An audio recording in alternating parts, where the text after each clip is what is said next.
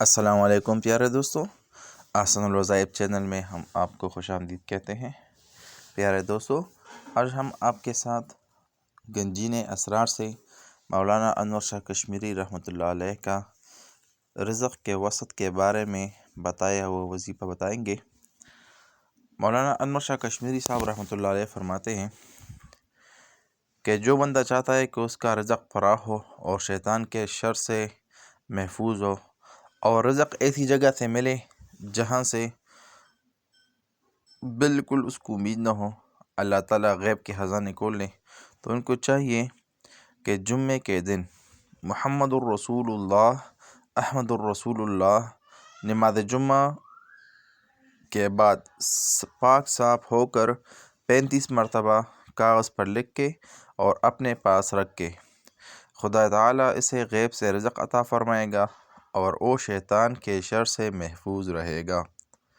یعنی سفید کاغذ اٹھا کر اس پر 35 مرتبہ جمعے کے دن محمد الرسول اللہ، احمد الرسول اللہ لکھا جائے۔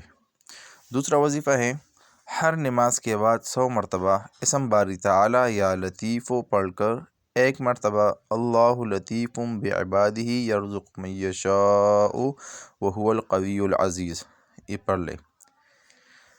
حضرت کا تیسرا بتایا ہوا وظیفہ بعد نماز فجر و مغرب 100 مرتبہ یا لطیف پڑھ کر 3 مرتبہ پڑھنا رزق کے لیے نہایت مفید ہے۔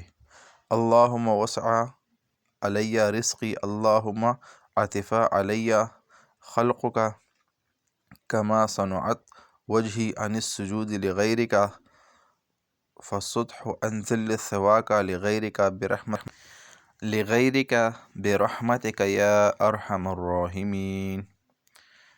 جو بندہ چاہتا ہے کہ اس کا رزق فراہ ہو تو 3 مرتبہ یہ دعا پڑھنا رزق کے لیے نہایت مفید ہے۔